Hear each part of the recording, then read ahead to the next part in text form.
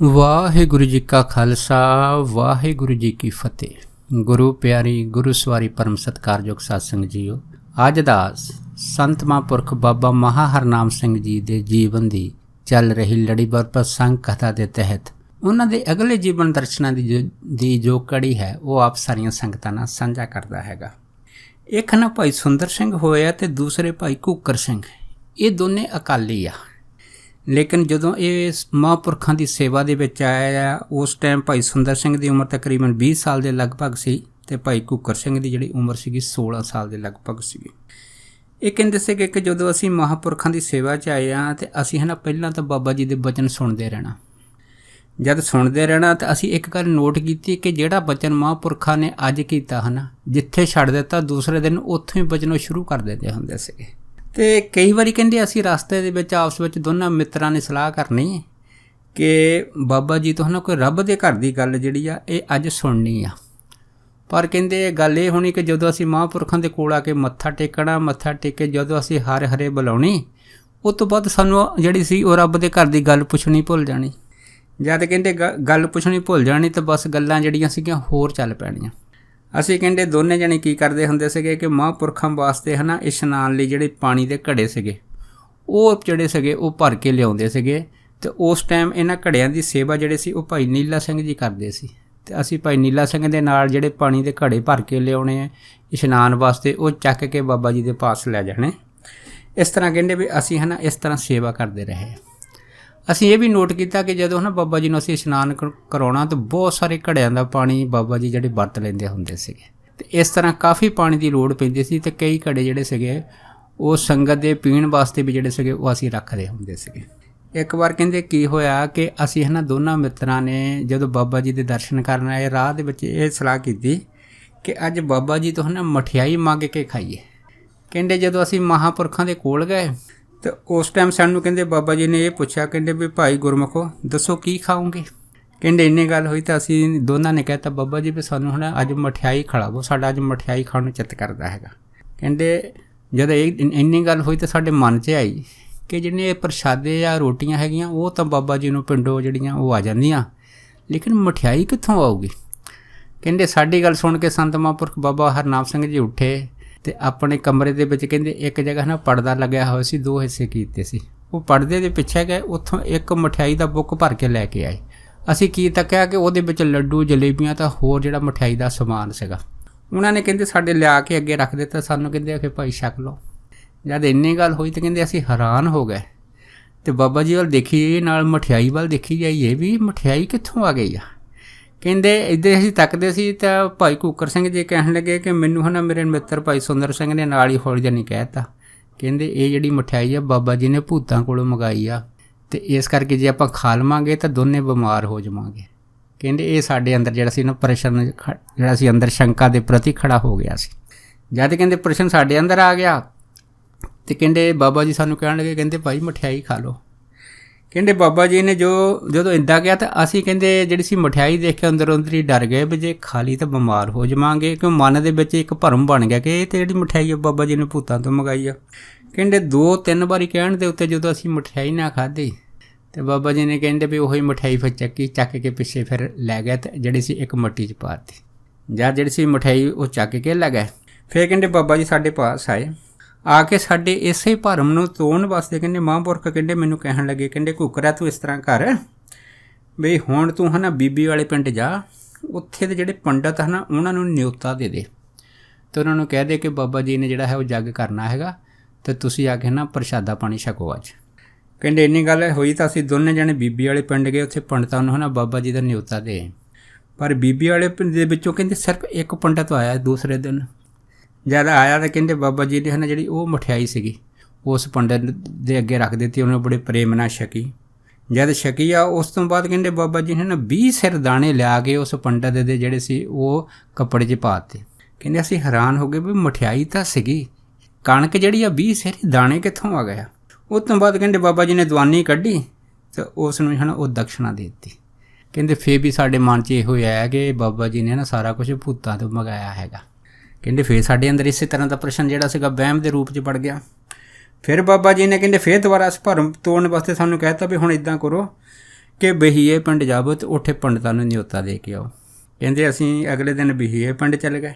ਜਦ ਗਏ ਆ ਤੇ ਕਹਿੰਦੇ ਉੱਥੇ ਦੇ ਪੰਡਤ ਆ ਗਏ। ਉਹਨਾਂ ਨੂੰ ਵੀ ਕਹਿੰਦੇ ਬਾਬਾ ਜੀ ਨੇ ਇਸ ਤਰ੍ਹਾਂ ਮਠਿਆਈ ਖਿਲਾ ਕੇ ਫਿਰ ਇਕੱਲੇ ਪੰਡਤ ਨੂੰ 20 ਸਿਰ ਦਾਣੇ ਦਿੱਤੇ। ਫਿਰ ਨਾਲ ਜਿਹੜੇ ਸੀ ਦਵਾਨੀ ਦਿੱਤੀ। ਸਾਡੇ ਮਨ 'ਚ ਕਹਿੰਦੇ ਫਿਰ ਉਹੀ ਪ੍ਰਸ਼ਨ ਕਿ ਇਹ ਤਾਂ ਜਿਹੜਾ ਸਾਰਾ ਕੁਛ ਬਾਬਾ ਜੀ ਨੇ ਭੂਤਾਂ ਕੋਲੋਂ ਮੰਗਾਇਆ। ਫਿਰ ਕਹਿੰਦੇ ਬਾਬਾ ਜੀ ਨੇ ਤੀਸਰੀ ਵਾਰ ਫਿਰ ਸਾਨੂੰ ਕਹਿਤਾ ਵੀ ਇੱਦਾਂ ਕਰੋ ਮਿਹਣੇ ਪਿੰਡ ਚੱਲ ਜਾਓ, ਉੱਥੇ ਜਾ ਕੇ ਹੈ ਨਾ ਪੰਡਤਾਂ ਨੂੰ ਕਹਿ ਦਿਓ। ਕਹਿੰਦੇ ਜਦੋਂ ਅਸੀਂ ਮਿਹਣੇ ਪਿੰਡ ਗਏ ਤਾਂ ਪੰਡਤਾਂ ਨੇ ਨਿਉਤਾ ਦੇ ਆਏ। ਕਹਿੰਦੇ ਮਿਹਣੇ ਪਿੰਡ ਦੇ 4 ਪੰਡਤ ਆ ਗਏ। 4 ਪੰਡਤ ਆਏ। ਕਹਿੰਦੇ ਬਾਬਾ ਜੀ ਨੇ ਉਹਨਾਂ ਨੂੰ ਬਿਠਾ ਕੇ ਮਠਿਆਈ ਖਿਲਾਤੀ। ਇਕੱਲੇ ਪੰਡਤ ਨੂੰ 20 ਸਿਰ ਦਾਣੇ ਦਿੱਤੇ, ਨਾਲ ਦਵਾਨੀ ਦਕਸ਼ਣਾ ਦੇ ਦਿੱਤੀ। ਇਹ ਜਿਹੜਾ ਸਿਲਸਿਲਾ ਸੀ ਹੈ ਨਾ, ਕਹਿੰਦੇ 1 ਹਫ਼ਤਾ ਚੱਲਦਾ ਰਿਹਾ। ਜਦ 1 ਹਫ਼ਤਾ ਚੱਲਦਾ ਰਿਹਾ ਪਰ ਸਾਨੂੰ ਸਮਝ ਨਹੀਂ ਆਈ ਵੀ ਇਹ ਜਿਹੜੀ ਗੱਲ ਹੈਗੀ ਆ, ਇਹ ਸਾਡੇ ਸਮਝਾਉਣ ਵਾਸਤੇ ਬਾਬਾ ਜੀ ਨੇ ਇਹ ਸਾਰੀ ਜਿਹੜੀ ਆ ਪੰਡਤਾਂ ਨੂੰ ਜੋ ਪ੍ਰਸ਼ਾਦਾ ਪਾਣੀ ਛਕਾਉਣ ਦਾ ਜਿਹੜਾ 1 ਹਫ਼ਤਾ ਸਿਲਸਿਲਾ ਜਿਹੜਾ ਹੈਗਾ ਰੱਖਿਆ ਹੈਗਾ, ਸਿਰਫ ਸਾਡਾ ਭਰਮ ਤੋੜਨ ਵਾਸਤੇ ਆ। ਪਰ ਕਹਿੰਦੇ ਅਸੀਂ ਉਸ ਟਾਈਮ ਅਨਾੜੀ ਸੀ, ਸਾਡੇ ਮਨ ਦੇ ਵਿੱਚ ਫਿਰ ਵੀ ਇਹੋ ਹੀ ਸੀਗਾ ਕਿ ਇਹ ਸਾਰਾ ਕੁਛ ਨਾ ਬਾਬਾ ਜੀ ਜਿਹੜੇ ਹੈਗੇ ਉਹ ਭੂਤਾਂ ਤੋਂ ਕਰਾ ਰਹੇ ਆ, ਕਿਉਂਕਿ ਬਾਬਾ ਜੀ ਨੇ ਭੂਤ ਵਸ ਕੀਤੇ ਹੋਏ ਆ। ਪਰ ਕਹਿੰਦੇ ਅਸੀਂ ਹੈਰਾਨ ਆ ਕਿ ਕਈ ਵਾਰੀ ਹੈ ਨਾ ਬਾਬਾ ਜਿਹੜੇ ਭਵਿੱਖਤ ਵਚਨ ਕਰਦੇ ਹੁੰਦੇ ਸੀ, ਉਹਨਾਂ ਭਵਿੱਖਤ ਵਚਨਾਂ ਨੂੰ ਕਹਿੰਦੇ ਅੱਜ ਅਸੀਂ ਹੈ ਨਾ ਸੱਚ ਕਰਕੇ ਦੇਖਿਆ ਹੈਗਾ। ਬਾਬਾ ਜੀ ਕਿਤੇ ਕਹਿੰਦੇ ਸੀ ਕਿ ਇਹ ਜਿਹੜਾ ਬਠਿੰਡਾ ਬਰਨਾਲਾ ਹੈਗਾ, ਇਹਦੇ ਬਾਰੇ ਕਹਿੰਦੇ ਸੜਕ ਬਾਰੇ ਸਾਨੂੰ ਦੱਸਦੇ ਹੁੰਦੇ ਸੀ, ਇੱਥੇ ਸੜਕ ਬਣ ਜਾਣੀ ਆ। ਫਿਰ ਕਹਿੰਦੇ ਮੰਡੀ ਤੇ ਭੁੱਚੋ ਕਲਾ ਇੱਕ ਹੋ ਜਾਣਾ ਹੈਗਾ। ਇਸ ਤਰ੍ਹਾਂ ਦੇ ਕਹਿੰਦੇ ਜਦੋਂ ਵਚਨ ਕਰਦੇ ਸੀ ਤਾਂ ਕਹਿੰਦੇ ਅਸੀਂ ਦੇਖਿਆ ਹੈਗਾ ਕਿ ਸਾਰਾ ਕੁਝ ਜੋ ਬਾਬਾ ਜੀ ਨੇ ਕਿਹਾ ਸੀਗਾ ਬਿਲਕੁਲ ਕਹਿੰਦੇ ਸੱਚ ਹੈਗਾ। ਪਰ ਕਹਿੰਦੇ ਅਸੀਂ ਉਸ ਟਾਈਮ ਮਨ 'ਚ ਇਹ ਕਹਿੰਦੇ ਸੀਗੇ, ਜਦੋਂ ਬਾਬਾ ਜੀ ਭਵਿੱਖ ਵਚਨ ਕਰਦੇ ਹੁੰਦੇ ਸੀ, ਅਸੀਂ ਕਿਹਾ ਵੀ ਇਹ ਬਹੁਤ ਵੱਡਾ ਗੱਪੀ ਹੈ, ਐਡੀ ਵੱਡੀ ਗੱਪ ਮਾਰਦਾ ਹੈਗਾ। ਪਰ ਅੱਜ ਕਹਿੰਦੇ ਅਸੀਂ ਹੈ ਨਾ ਇਸ ਗੱਲ ਦੇ ਉੱਤੇ ਬੜਾ ਸ਼ਰਮਿੰਦਗੀ ਮਹਿਸੂਸ ਕਰਦੇ ਹਾਂ ਕਿ 80 ਸਾਲ ਬਾਅਦ ਇਹ ਸਾਰੇ ਜੋ ਬਾਬਾ ਜੀ ਨੇ ਵਚਨ ਕੀਤੇ ਸੀਗੇ ਸਾਰੇ ਸੱਚ ਹੋਏ ਆ। ਉਸ ਤੋਂ ਬਾਅਦ ਕਹਿੰਦੇ ਅਸੀਂ ਸੇਵਾ ਕਰਦੇ ਨੇ ਦੇਖਿਆ ਹੈਗਾ ਕਿ ਬਾਬਾ ਜੀ ਨੇ ਹੈ ਨਾ 2 ਮੱਟੀਆਂ ਰੱਖੀਆਂ ਹੁੰਦੀਆਂ ਸੀ, ਜਿਹੜੇ ਘੜੇ ਤੋਂ ਛੋਟੀਆਂ ਹੁੰਦੀਆਂ ਸੀ, ਉਹਦੇ ਵਿੱਚ ਨਾ ਦੇਸੀ ਖੰਡ ਪਾਈ ਹੁੰਦੀ ਸੀ। ਕਿਤੇ ਕਹਿੰਦੇ ਜਦੋਂ ਪ੍ਰਸ਼ਾਦਾ ਪਾਣੀ ਲੇਟ ਹੋ ਜਾਣਾ ਤੇ ਬਾਬਾ ਜੀ ਨੇ ਉਸ ਦੇਸੀ ਖੰਡ ਦੀਆਂ 4 ਪਿੰਨੀਆਂ ਜਿਹੜੀਆਂ ਵੱਟ ਕੇ ਕੋਲ ਲੈ ਆਉਣੀਆਂ। 3 ਪਿੰਨੀਆਂ ਕਹਿੰਦੇ ਬਾਹਰ ਜਾਨਵਰਾਂ ਨੂੰ ਪਾ ਦੇਣੀਆਂ, 1 ਪਿੰਨੀ ਹੱਥ 'ਚ ਰੱਖਣੀ। ਪਰ ਨਾਲ ਗੱਲਾਂ ਕਰੀ ਜਾਣੇ। ਹੈਰਾਨੀ ਦੀ ਗੱਲ ਇਹ ਸੀ ਕਿ ਜਿਹੜੀ ਪਿੰਨੀ ਹੱਥ 'ਚ ਫੜੀ ਹੁੰਦੀ ਸੀ, ਕਹਿੰਦੇ ਅਸੀਂ ਉਹ ਕਦੀ ਖਾਂਦੇ ਨਹੀਂ ਸੀ ਦੇਖੇ ਕਿ ਮਹਾਂਪੁਰਖ ਜਿਹੜੇ ਆ ਇਹ ਪਿੰਨੀ ਜਿਹੜੇ ਉਹ ਖਾ ਰਹੇ ਆ। ਇਸੇ ਤਰ੍ਹਾਂ ਕਹਿੰਦੇ ਇੱਕ ਵਾਰੀ ਕੀ ਸੀਗਾ ਕਿ ਇੱਕ ਪਾਲ ਸਿੰਘ ਜਿਹੜਾ ਸੀਗਾ ਉਹ ਘੁਮਿਆਰ ਜਾਤੀ ਦਾ ਕਹਿੰਦੇ ਮਹਾਂਪੁਰਖ ਦੇ ਦਰਸ਼ਨ ਕਰਨ ਆਇਆ। ਜਦ ਕਹਿੰਦੇ ਉਹ ਸੇਵਾ ਕਰਨ ਲੱਗਾ ਤਾਂ ਕਹਿੰਦੇ ਉਹਨੇ ਉਹ ਜਿਹੜੀ ਮੱਟੀ ਸੀ ਜਿਹਦੇ ਵਿੱਚ ਦੇਸੀ ਖੰਡ ਪਾਈ ਸੀ, ਉਹਦੇ ਵਿੱਚੋਂ ਕਹਿੰਦੇ ਹੈ ਨਾ ਥੋੜ੍ਹੀ ਖੰਡ ਕੱਢ ਕੇ ਜਿਹੜੀ ਸੀ ਮੁੱਠੀ ਦੇ ਨਾਲ ਕਹਿੰਦੇ ਉਹ ਖਾਣ ਲੱਗ ਪਿਆ। ਜਦ ਚੋਰੀ ਕੱਢ ਕੇ ਖੰਡ ਖਾਣ ਲੱਗ ਪਿਆ, ਅਚਨਚੇਤ ਤੇ ਮਹਾਂਪੁਰਖ ਆਏ ਤਾਂ ਉਹਨੂੰ ਕਹਿੰਦੇ ਪਾਲ ਸਿੰਘ ਨੂੰ ਕਹਿਣ ਲੱਗੇ, ਕਹਿੰਦੇ ਪਾਲੀ ਕਹਿੰਦੇ ਮੂੰਹ ਦੇ ਵਿੱਚ ਕੀ ਖਾਂਦਾ ਹੈਗਾ। ਜਦ ਇੰਨੀ ਗੱਲ ਹੋਈ ਤਾਂ ਕਹਿੰਦੇ ਪਾਲੀ ਸੁਣ ਜਿਹੜਾ ਸੀ ਮਨ ਡਰ ਗਿਆ ਅਤੇ ਬਈ ਮੇਰੀ ਚੋਰੀ ਪਕੜੀ ਗਈ।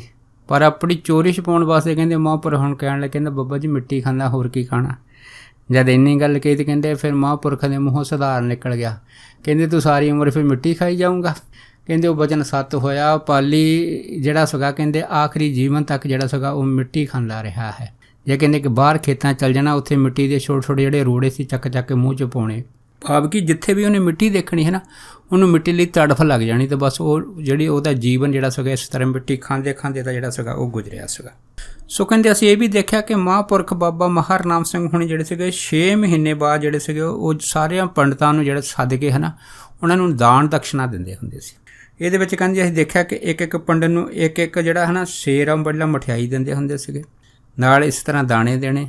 ਉਸ ਤੋਂ ਬਾਅਦ ਕਹਿੰਦੇ ਫਿਰ ਉਹਨਾਂ ਨੇ ਜਿਹੜਾ ਸੀ 1 ਰੁਪਈਆ ਦਕਸ਼ਨਾ ਵਿੱਚ ਵੀ ਦੇਣਾ। ਇਹ ਸਾਰਾ ਕੁਝ ਜਿਹੜਾ ਸੀ ਉਹ ਚਿੱਟੇ ਕੱਪੜੇ ਦੇ ਵਿੱਚ ਬੰਨ੍ਹ ਕੇ ਜਿੰਨੇ ਪੰਡਤ ਹੁੰਦੇ ਸੀ ਉਹਨਾਂ ਨੂੰ ਦਾਨ ਦਿੰਦੇ ਹੁੰਦੇ ਸੀ। ਅਤੇ ਜਿੰਨੇ ਕਹਿੰਦੇ ਹੋਰ ਪੰਡਤ ਹੁੰਦੇ ਸੀ ਸਾਰਿਆਂ ਨੂੰ ਕਹਿੰਦੇ ਉਹ ਦਾਦਾ ਜੀ ਕਹਿ ਕੇ ਨਾ ਸਨਮਾਨ ਕਰਦੇ ਰਹੇ ਆ ਮਹਾਂਪੁਰਖ।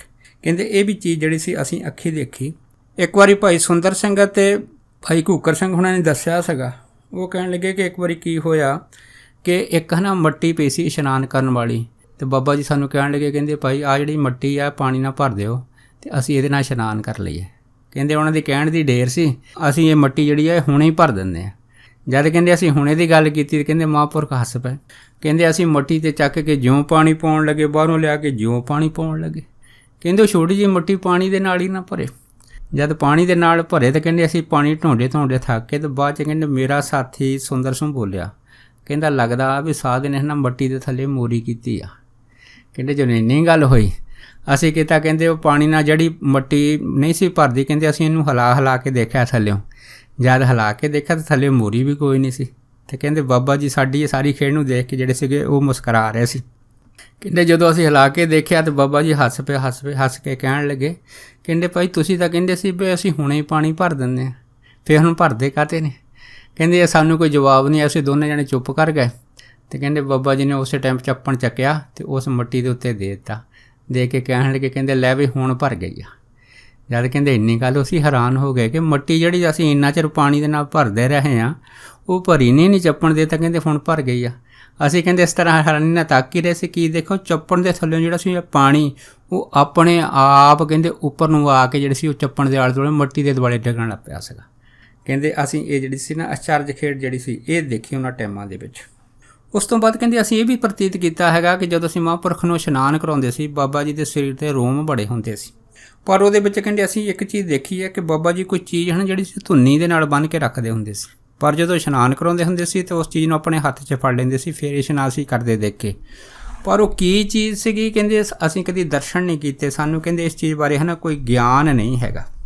ਇਸ ਤੋਂ ਬਾਅਦ ਕਹਿੰਦੇ ਵੀ ਇੱਕ ਵਾਰੀ ਅਸੀਂ ਮਹਾਂਪੁਰਖਾਂ ਨੂੰ ਇਸ਼ਨਾਨ ਕਰਾ ਰਹੇ ਸੀ, ਜਦ ਭਾਈ ਸੁੰਦਰ ਸਿੰਘ ਅਤੇ ਭਾਈ ਘੂਕਰ ਸਿੰਘ ਕਹਿੰਦੇ ਅਸੀਂ ਇਸ਼ਨਾਨ ਕਰਾਉਂਦੇ ਸੀਗੇ ਅਤੇ ਅਸੀਂ ਕੀ ਦੇਖਿਆ ਮਹਾਂਪੁਰਖਾਂ ਦੀਆਂ ਜਿਹੜੀਆਂ ਉਂਗਲੀਆਂ ਹਨ ਕਹਿੰਦੇ ਉਹ ਸਾਨੂੰ ਹੈ ਨਾ ਕਾਫੀ ਬਰੀਕ ਨਜ਼ਰ ਆਈਆਂ। ਜਦ ਪਤਲੀਆਂ ਉਂਗਲਾਂ ਸਾਨੂੰ ਨਜ਼ਰ ਆਈਆਂ ਅਤੇ ਕਹਿੰਦੇ ਸੁੰਦਰ ਸਿੰਘ ਕਹਿਣ ਲੱਗੇ, ਕਹਿੰਦਾ ਮਹਾਂਪੁਰਖੋ ਵੀ ਤੁਹਾਡੀਆਂ ਉਂਗਲਾਂ ਜਿਹੜੀਆਂ ਹਨ ਉਹ ਬੜੀਆਂ ਬਰੀਕ ਆ, ਬੜੀਆਂ ਪਤਲੀਆਂ। ਕਹਿੰਦੇ ਇੰਨੀ ਗੱਲ ਹੋਈ ਅਤੇ ਕਹਿੰਦੇ ਬਾਬਾ ਜੀ ਹੱਸ ਪਏ, ਹੱਸ ਕੇ ਕਹਿਣ ਲੱਗੇ, ਕਹਿੰਦੇ ਅੱਛਾ ਚੱਲ ਫਿਰ ਇੱਦਾਂ ਕਰ ਪੰਜਾਬਾ ਲੜਾ ਕੇ ਦੇਖ ਲੈ। ਕਹਿੰਦੇ ਜਦ ਇੰਨੀ ਗੱਲ ਹੋਈ ਤਾਂ ਸੁੰਦਰ ਸਿੰਘ ਕਹਿੰਦੇ ਬੋਲ ਪਿਆ, ਕਹਿੰਦਾ ਜੀ ਮੈਂ ਪੰਜਾ ਤੁਹਾਡੇ ਨਾਲ ਲੜਾਇਆ ਅਤੇ ਤੁਹਾਡੀਆਂ ਉਂਗਲਾਂ ਟੁੱਟ ਜਾਣਗੀਆਂ। ਕਹਿੰਦੇ ਜਦ ਇੰਨੀ ਗੱਲ ਹੋਈ ਤਾਂ ਕਹਿੰਦੇ ਮਹਾਂਪੁਰਖ ਉਹਨੂੰ ਹੈ ਨਾ ਨੰਦ ਕਿਆ ਕਹਿੰਦੇ ਹੁੰਦੇ ਸੀ ਸੁੰਦਰ ਸਿੰਘ ਨੂੰ। ਕਹਿੰਦੇ ਨੰਦ ਕਿਆ ਪੰਜਾ ਤੂੰ ਕੀ ਤੇਰਾ ਪਿਓ ਵੀ ਕਹਿੰਦੇ ਨਹੀਂ ਤੋੜ ਸਕਦਾ। ਕਹਿੰਦੇ ਅਸੀਂ ਚੁੱਪ ਕਰਕੇ ਬੈਠ ਗਏ। ਭਾਵ ਕੀ ਆ ਮਹਾਂਪੁਰਖਾਂ ਦੀ ਜਿਹੜੀ ਰੂਹਾਨੀ ਤਾਕਤ ਸੀ ਉਹਦੇ ਬਾਰੇ ਸਾਨੂੰ ਕਹਿੰਦੇ ਗਿਆਨ ਨਹੀਂ ਸੀ। ਅਸੀਂ ਕਹਿੰਦੇ ਇਹ ਵੀ ਦੇਖਿਆ ਕਿ ਮਹਾਂਪੁਰਖ ਜਿਹੜੇ ਸੀਗੇ ਨਾ ਇੱਕ ਦੁੱਧ ਦਾ ਬਾਟਾ ਜਿਹੜਾ ਸੀਗਾ ਉਹ ਭਰ ਕੇ ਕੋਲ ਰੱਖ ਲੈਂਦੇ ਹੁੰਦੇ ਸੀ ਰਾਤ ਨੂੰ, ਅਤੇ ਕਈ ਵਾਰੀ ਕਹਿੰਦੇ ਉਸ ਦੁੱਧ ਨੂੰ ਬਿੱਲਾ ਪੀ ਜਾਂਦਾ ਹੁੰਦਾ ਸੀ, ਅਤੇ ਕਈ ਵਾਰੀ ਇੱਕ ਵੱਡਾ ਭਾਰਾ ਜਿਹੜਾ ਸੱਪ ਸੀਗਾ ਕਹਿੰਦੇ ਉਹ ਪੀ ਜਾਂਦਾ ਹੁੰਦਾ ਸੀ। ਇਹ ਜਿਹੜਾ ਸੱਪ ਸੀਗਾ ਜਦੋਂ ਪਹਿਰੇਦਾਰ ਜਿਹੜੇ ਹੈ ਉਹ ਪਹਿਰਾ ਦੇ ਕੇ ਕੁਛ ਟਾਈਮ ਆਰਾਮ ਕਰਨ ਵਾਸਤੇ ਅੱਖ ਲਾ ਕੇ ਸੌਂ ਜਾਂਦੇ ਸੀ, ਇਹ ਸੱਪ ਉਹਨਾਂ ਦੇ ਉੱਤੋਂ ਦੀ ਜਿਹੜਾ ਸੀਗਾ ਨਿਕਲ ਕੇ ਦੁੱਧ ਪੀ ਜਾਂਦਾ ਹੁੰਦਾ ਸੀ। ਅਤੇ ਕਹਿੰਦੇ ਫਿਰ ਅਸੀਂ ਦਿਨੇ ਵੀ ਇਹ ਸੱਪ ਦੇਖਿਆ ਹੈਗਾ। ਅਤੇ ਕਈ ਵਾਰੀ ਭਾਈ ਸੁੰਦਰ ਸਿੰਘ ਅਤੇ ਭਾਈ ਘੂਕਰ ਸਿੰਘ ਕਹਿੰਦੇ ਸੀ ਮਹਾਂਪੁਰਖਾਂ ਨੂੰ ਕਹਿਤਾ ਬਾਬਾ ਜੀ ਜੇ ਕਹੋ ਤਾਂ ਹੈ ਨਾ ਇਹ ਸੱਪ ਮਾਰ ਦਈਏ। ਕਹਿੰਦੇ ਬਾਬਾ ਜੀ ਕਹਿਣ ਲੱਗੇ, ਕਹਿੰਦੇ ਨਹੀਂ ਭਾਈ ਇਹ ਕੰਮ ਨਹੀਂ ਕਰਨਾ, ਜਿੱਦਾਂ ਇਹ ਕਹਿੰਦੇ ਤੁਸੀਂ ਪਹਿਰਾ ਦਿੰਦੇ ਆ ਇੱਦਾਂ ਇਹ ਨਾਗ ਵੀ ਜਿਹੜਾ ਹੈਗਾ ਉਹ ਸਾਡੀ ਰੱਖਿਆ ਕਰਦਾ, ਸਾਡਾ ਪਹਿਰਾ ਦਿੰਦਾ ਹੈਗਾ। ਇੱਕ ਵਾਰੀ ਕਹਿੰਦੇ ਕੀ ਹੋਇਆ ਕਿ ਇੱਕ ਵਾਰੀ ਜਦੋਂ ਹੈ ਨਾ ਮੀਂਹ ਆਉਣਾ ਕਿਤੇ ਜਦ ਮੀਂਹ ਆਉਣਾ ਹੈਗਾ ਅਤੇ ਕਹਿੰਦੇ ਮਹਾਂਪੁਰਖਾਂ ਨੇ ਸਾਨੂੰ ਕਹਿਣਾ ਭਾਈ ਘੂਕਰਾ ਇੱਦਾਂ ਕਰ ਪਿੰਡੋਂ ਜਾ ਕੇ ਹੈ ਨਾ ਪੱਟੀਆਂ ਮੰਗ ਕੇ ਲਿਆ, ਆਪਾਂ ਹੈ ਥੋੜ੍ਹੀ ਜਿਹੀ ਝੁੱਗੀ ਬਣਾ ਦਈਏ ਤਾਂ ਜੋ ਸੰਗਤ ਜਿਹੜੀ ਮੀਂਹ 'ਚ ਭਿੱਜ ਨਾ ਜਾਵੇ। ਕਹਿੰਦੇ ਅਸੀਂ ਪਿੰਡਾਂ ਨੂੰ ਚੱਲ ਜਾਣਾ, ਉੱਥੋਂ ਪੱਟੀਆਂ ਲਿਆਉਣੀਆਂ ਬਾਬਾ ਜੀ ਵਾਸਤੇ ਅਤੇ ਬਾਬਾ ਜੀ ਨੇ ਝੁੱਗੀ ਬਣਾ ਦੇਣੀ। ਇੱਕ ਦਿਨ ਕਹਿੰਦੇ ਇਸ ਤਰ੍ਹਾਂ ਜਦ ਮੀਂਹ ਆਇਆ ਅਤੇ ਜਦ ਬਾਬਾ ਜੀ ਨੇ ਸਾਨੂੰ ਪੱਟੀਆਂ ਮੰਗਣ ਭੇਜਿਆ ਅਤੇ ਕਹਿੰਦੇ ਭਾਈ ਸੁੰਦਰ ਸਿੰਘ ਬੋਲ ਪਿਆ, ਕਹਿਣ ਲੱਗਾ ਮਹਾਂਪੁਰਖੋ ਤੁਹਾਡੇ ਕੋਲ ਏਡੇ ਵੱਡੇ ਅਮੀਰ ਬੰਦੇ ਆਉਂਦੇ, ਏਡੇ ਸੇਠ ਆਉਂਦੇ ਆ, 4 ਇੱਟਾਂ ਲਾ ਕੇ ਇੱਕ ਕੋਠਾ ਕਦੇ ਨਹੀਂ ਖੜਾ ਕਰ ਲੈਂਦੇ। ਜਦ ਇੰਨੀ ਗੱਲ ਹੋਈ ਅਤੇ ਕਹਿੰਦੇ ਬਾਬਾ ਜੀ ਕਹਿਣ ਲੱਗੇ, ਕਹਿੰਦੇ ਨੰਦ ਕਿਹਾ 4 ਇੱਟਾਂ ਕੀ ਸਮਾਂ ਆਊਗਾ ਜਦੋਂ ਇੱਥੇ ਲੱਖਾਂ ਇੱਟਾਂ ਲੱਗਣਗੀਆਂ।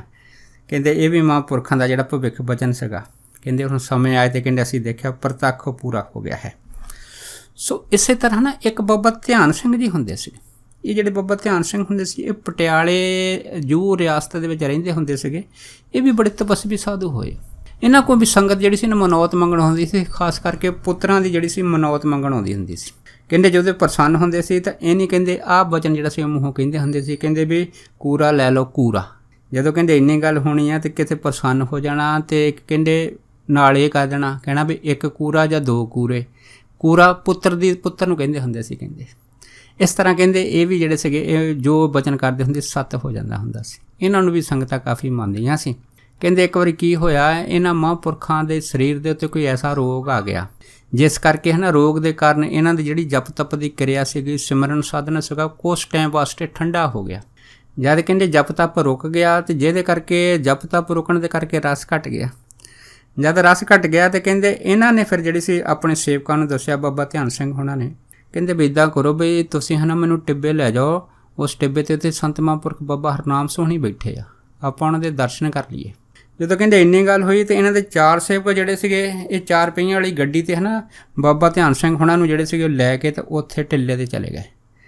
ਜਦ ਟਿੱਲੇ 'ਤੇ ਗਏ ਉੱਥੇ ਜਾ ਕੇ ਮੱਥਾ ਟੇਕਿਆ ਅਤੇ ਬਾਬਾ ਹਰਨਾਮ ਸੋਹਣਾ ਨੇ ਕਹਿੰਦੇ ਐਸੀ ਮੇਰ ਦੀ ਨਿਗਾਹ ਕੀਤੀ ਅਤੇ ਬਾਬਾ ਧਿਆਨ ਸਿੰਘ ਜਿਹੜੇ ਸੀ ਉੱਠ ਕੇ ਬੈਠ ਗਏ। ਜਿੱਥੇ ਕਹਿੰਦੇ ਇਹਨਾਂ ਕੋਲ ਬੋਲ ਨਹੀਂ ਸੀ ਹੁੰਦਾ, ਕਹਿੰਦੇ ਬੋਲਣ ਵੀ ਲੱਗ ਪਏ ਅਤੇ ਸਾਰੀ ਜਿਹੜੀ ਵਿਧੀ ਵਿਧਾਨ ਜੋ ਇਹਨਾਂ ਦੀ ਭਜਨ ਸਿਮਰਨ ਦਾ ਸੀਗਾ ਉਹ ਵੀ ਸ਼ੁਰੂ ਹੋ ਗਿਆ ਅਤੇ ਰੋਮ ਰੋਮ ਦੇ ਵਿੱਚ ਸਿਮਰਨ ਚੱਲ ਪਿਆ। ਜਦ ਕਹਿੰਦੇ ਸਿਮਰਨ ਚੱਲ ਪਿਆ ਅਤੇ ਕਹਿੰਦੇ ਮਹਾਂਪੁਰਖ ਇਹਨਾਂ ਨੂੰ ਸੀਸ ਦਿੱਤੀ।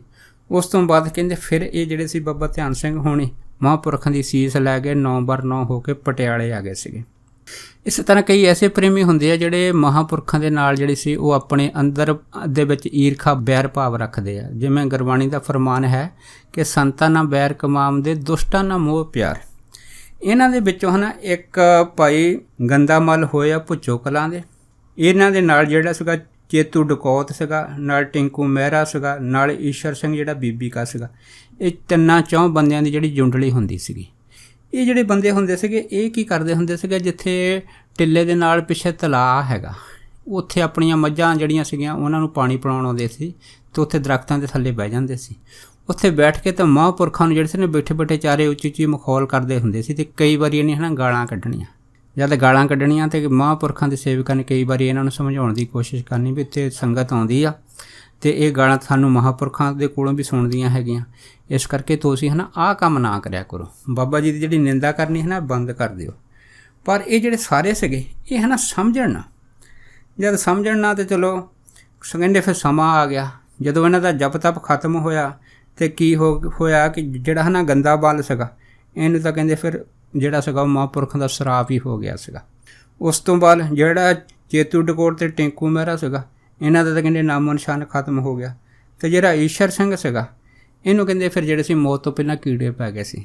ਇਸ ਤਰ੍ਹਾਂ ਇਹਨਾਂ ਨੇ ਆਪਣਾ ਕੀਤਾ ਜਿਹੜਾ ਸੀਗਾ ਉਹ ਆਪ ਪਾਇਆ ਸੀਗਾ। ਇੱਥੋਂ ਤੱਕ ਕਹਿੰਦੇ ਗੱਲ ਹੋ ਗਈ ਸੀਗੀ ਕਿ ਅਗਰ ਕਿਸੇ ਦਾ ਬੱਚਾ ਬਿਮਾਰ ਹੋ ਜਾਣਾ, ਜਦ ਬਿਮਾਰ ਹੋ ਜਾਣਾ ਉਹਨਾਂ ਨੇ ਬੱਚਾ ਨਾ ਬਾਬਾ ਜੀ ਦੇ ਪਾਸ ਲੈ ਆਉਣਾ। ਜਦ ਲੈ ਆਉਣਾ ਅਤੇ ਬਾਬਾ ਜੀ ਨੇ ਕਹਿਣਾ ਕਹਿੰਦੇ ਮਾਰੋ ਡੱਲੇ ਗੇਂਦੇ ਦੀ ਕਾਰ ਪੇ। ਕਹਿੰਦੇ ਜਦੋਂ ਆਹ ਬਚਨ ਕਰਨਾ ਤਾਂ ਕਹਿੰਦੇ ਉਹਨੇ ਕਰਨਾ ਇੱਕ ਹੈ ਨਾ ਸੋਟੇ ਦੇ ਨਾਲ ਕਾਰ ਕੱਢ ਲੈਣੀ ਅਤੇ ਉਹਦੇ ਉੱਤੇ ਹੈ ਨਾ ਉਹਨੇ ਲੋਕਾਂ ਨੇ ਜਿਹੜੇ ਬੱਚੇ ਜਿਹਨਾਂ ਦੇ ਬਿਮਾਰ ਹੋ ਜਾਂਦੇ ਸੀ ਉਹਨਾਂ ਨੇ ਉੱਤੇ ਹੈ ਨਾ ਕਾਰ ਦੇ ਉੱਤੇ ਪੱਥਰ ਮਾਰਨਾ। ਜਦ ਪੱਥਰ ਮਾਰਨੇ ਤਾਂ ਉਹਨਾਂ ਦਾ ਜਿਹੜਾ ਬੱਚਾ ਬਿਮਾਰ ਹੁੰਦਾ ਸੀ ਯਕਦਮ ਠੀਕ ਹੋ ਜਾਂਦਾ ਹੁੰਦਾ ਸੀ। ਇੱਕ ਐਸੀ ਜਾਰੀ ਕਰਾਮਾਤ ਹੁੰਦੀ ਸੀ। ਸੋ ਇਹ ਹੈ ਮਹਾਂਪੁਰਖਾਂ ਦੇ ਨਾਲ ਜੋ ਦੁਸ਼ਟ ਜਿਹੜੇ ਹੈਗੇ ਆ ਉਹ ਆਪਣਾ ਬੈਰ ਭਾਵ ਰੱਖਦੇ ਆ। ਅਖੀਰ ਜਿਹੜਾ ਉਹਨਾਂ ਦਾ ਅੰਤ ਹੈਗਾ ਇਹ ਮਾੜਾ ਹੁੰਦਾ ਹੈਗਾ, ਕਿਉਂਕਿ ਜਿਹੜਾ ਗੇਂਦਾ ਮੱਲ ਸੀਗਾ ਹੈ ਨਾ ਇਸ ਨੂੰ ਤਾਂ ਰੋਂਦੇ ਜਿਹੜੇ ਉਹ ਸੰਗਤ ਨੇ ਆਪ ਬਹੁਤ ਵਾਰੀ ਦੇਖਿਆ ਹੈਗਾ। ਸੋ ਇਸ ਤਰ੍ਹਾਂ ਨਾ ਇੱਕ ਬਾਬਾ ਰਾਮ ਸਿੰਘ ਜੀ ਹੋਏ ਆ। ਇਹ ਜਿਹੜੇ ਬਾਬਾ ਰਾਮ ਸਿੰਘ ਜੀ ਇਹ ਨਾਮਧਾਰੀ ਸੰਪਰਦਾ ਦੇ ਹੋਏ। ਇੱਕ ਵਾਰੀ ਮਹਾਂਪੁਰਖਾਂ ਦੇ ਦਰਸ਼ਨ ਕਰਨ ਆਏ, ਦਰਸ਼ਨ ਕੀਤੇ ਅਤੇ ਮਹਾਂਪੁਰਖਾਂ ਦੇ ਬੜੇ ਨਿਹਾਲ ਹੋਏ ਅਤੇ ਕੁਛ ਆਪਸ ਵਿੱਚ ਬੈਠ ਕੇ ਬਾਬਾ ਰਾਮ ਸਿੰਘ ਨਾਮਧਾਰੀ ਵਾਲਿਆਂ ਨੇ ਪਰਮਾਰਥ ਦੇ ਬਚਨ ਕੀਤੇ। ਜਦ ਪਰਮਾਰਥ ਦੇ ਬਚਨ ਕੀਤੇ ਉਸ ਤੋਂ ਬਾਅਦ ਫਿਰ ਜਿਹੜੀ ਸੀ ਗੱਲ ਉਹ ਇਸ ਸਰਕਾਰ ਭਾਵ ਕਿ ਜਿਹੜੀ ਗੋਰਿਆਂ ਦੀ ਅੰਗਰੇਜ਼ ਸਰਕਾਰ ਸੀ ਉਹਦੇ ਬਾਰੇ ਚੱਲ ਪਈ। ਅਤੇ ਉਹਦੇ ਵਿੱਚੋਂ ਫਿਰ ਹੈ ਨਾ ਬਾਬਾ ਰਾਮ ਸਿੰਘ ਹੁਣਾਂ ਨੇ ਕਿਹਾ ਸੀਗਾ ਵੀ ਜਿਹੜੇ ਗੋਰੇ ਆ ਹੈ ਨਾ ਕਹਿੰਦੇ ਵੀ ਇਹ ਹਿੰਦੁਸਤਾਨੀਆਂ ਉੱਤੇ ਜ਼ੁਲਮ ਬੜਾ ਕਰਦੇ ਆ ਅਤੇ ਇਹਨਾਂ ਨੂੰ ਮੁਲਕ ਵਿੱਚੋਂ ਚਲੇ ਜਾਣਾ ਚਾਹੀਦਾ। ਬਾਬਾ ਜੀ ਕੋਈ ਐਸਾ ਯਤਨ ਕਰੀਏ ਵੀ ਇਕੱਠੇ ਹੋ ਕੇ ਵੀ ਜਿਹਦੇ ਨਾਲ ਨਾ ਜਿਹੜੇ ਗੋਰੇ ਹੈਗੇ ਇਹ ਹਿੰਦੁਸਤਾਨ ਛੱਡ ਕੇ ਜਿਹੜੇ ਆਪਣੇ ਮੁਲਕ ਚਲੇ ਜਾਣ ਅਤੇ ਸਾਡਾ ਮੁਲਕ ਆਜ਼ਾਦ ਹੋ ਜਾਵੇ। ਫਿਰ ਬਾਬਾ ਜੀ ਨੇ ਹੈ ਨਾ ਬਾਬਾ ਰਾਮ ਸਿੰਘ ਹੁਣਾਂ ਨੂੰ ਇਹ ਗੱਲ ਦੱਸੀ ਸੀ।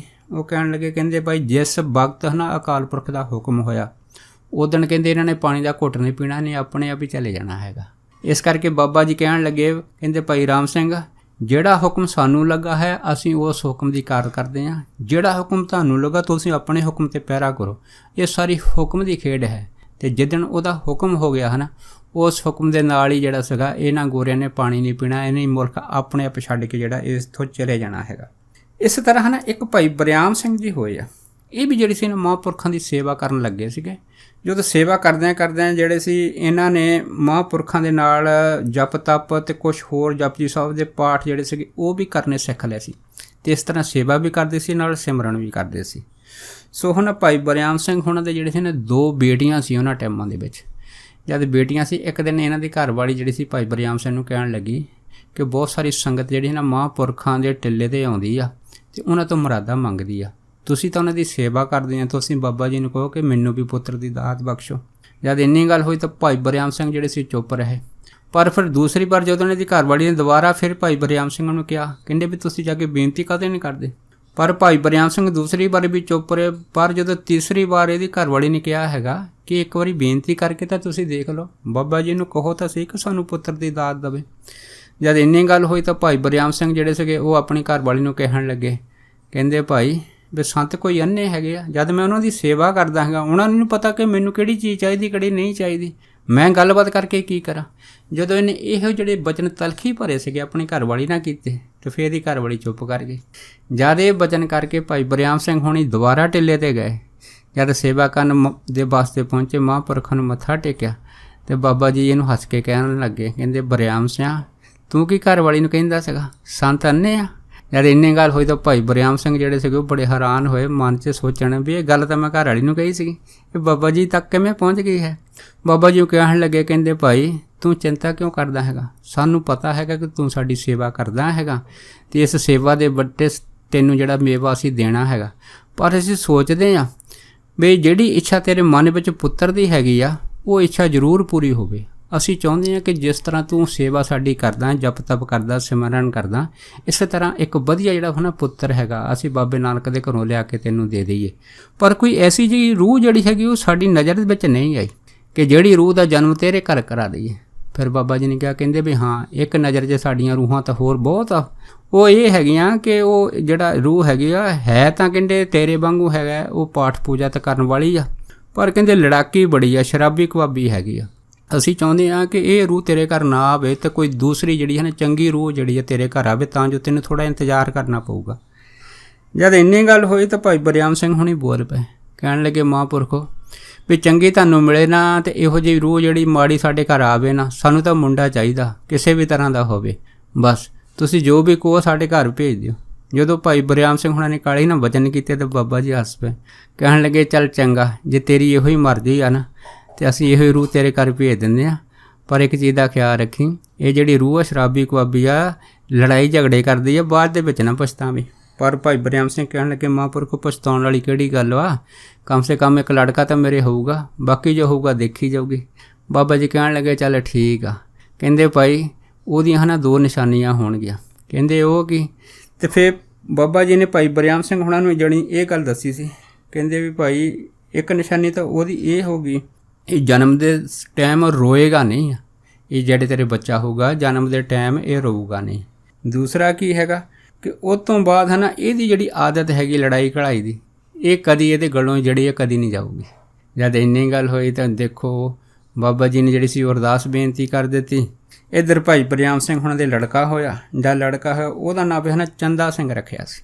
ਜਦ ਚੰਦਾ ਸਿੰਘ ਰੱਖਿਆ ਉਹੀ ਗੱਲ ਹੋਈ। ਹੁਣ ਚੰਦਾ ਸਿੰਘ ਇੱਕ ਨੇਕ ਚੰਗਾ ਪਾਠੀ ਸੀਗਾ, ਲੇਕਿਨ ਉਹਨੇ ਪਾਠ ਗੁਰਬਾਣੀ ਦਾ ਕਰਨਾ ਸਿੱਖ ਲਿਆ ਸੀਗਾ, ਪਰ ਪਾਠ ਕਰਨ ਦੇ ਬਾਵਜੂਦ ਵੀ ਜਿਹੜਾ ਸੀਗਾ ਉਹ ਸ਼ਰਾਬ ਪੀ ਲੈਂਦਾ ਸੀਗਾ ਅਤੇ ਲੜਾਈ ਘੜਾਈ ਲੋਕਾਂ ਦਾ ਕਰਨ ਦੇ ਵਿੱਚ ਸਭ ਤੋਂ ਅੱਗੇ ਹੁੰਦਾ ਸੀਗਾ। ਜਿਹਦੇ ਵੀ ਕੋਈ ਲੜਾਈ ਘੜਾਈ ਕਰਨੀ ਅਤੇ ਇੰਨੇ ਹੈ ਨਾ ਸ਼ਰਾਬ ਪੀ ਕੇ ਜਿਹੜੀ ਸੀ ਲੋਕਾਂ ਨੂੰ ਜਿਹੜਾ ਸੀਗਾ ਉਹ ਲਾਠੀ ਦੇ ਜ਼ੋਰ ਦੇ ਨਾਲ ਜਿਹੜਾ ਸੀ ਆਪਣੇ ਬਲ ਬੂਤੇ ਦੇ ਉੱਤੇ ਜਿਹੜੇ ਸੀ ਉਹ ਕੰਮ ਕਰਨੇ ਸ਼ੁਰੂ ਕਰ ਦਿੱਤੇ। ਸੋ ਮਹਾਂਪੁਰਖਾਂ ਦਾ ਬਚਨ ਜੋ ਭਾਈ ਬਰਿਆਮ ਸਿੰਘ ਨੂੰ ਹੋਇਆ ਸੀਗਾ ਕਿ ਅਗਰ ਤੂੰ ਥੋੜ੍ਹਾ ਇੰਤਜ਼ਾਰ ਕਰਦਾ ਤਾਂ ਤੇਰੇ ਵਾਸਤੇ ਅਸੀਂ ਚੰਗੀ ਰੂਹ ਜਿਹੜੀ ਤੇਰੇ ਘਰ ਭੇਜ ਦਿੰਦੇ, ਪਰ ਤੇਰੇ ਮਨ ਦੇ ਵਿੱਚ ਕਾਹਲੀ ਆ, ਇਸ ਕਰਕੇ ਇੱਕ ਐਸੀ ਰੂਹ ਦਾ ਜਨਮ ਤੇਰੇ ਘਰ ਹੋਊਗਾ ਕਿ ਉਹ ਜਿਹੜੀ ਰੂਹ ਹੈਗੀ ਆ ਉਹ ਸ਼ਰਾਬੀ ਕਬਾਬੀ ਹੋਊਗੀ ਅਤੇ ਸ਼ਰਾਬੀ ਕਬਾਬੀ ਹੋਣ ਦੇ ਨਾਲ ਉਹ ਜਿਹੜੀ ਸੀ ਲੋਕਾਂ ਦੇ ਨਾਲ ਤਾਂ ਨਿੱਤ ਝਗੜਿਆ ਕਰੂਗੀ। ਸੋ ਇਹੋ ਜਿਹੜਾ ਬੱਚਾ ਸੀਗਾ ਭਾਈ ਬਰਿਆਮ ਸਿੰਘ ਦੇ ਹੋਇਆ ਸੀ, ਜਿਹਦਾ ਨਾਂ ਜਿਹੜਾ ਸੀ ਚੰਦਾ ਸਿੰਘ ਰੱਖਿਆ ਸੀਗਾ।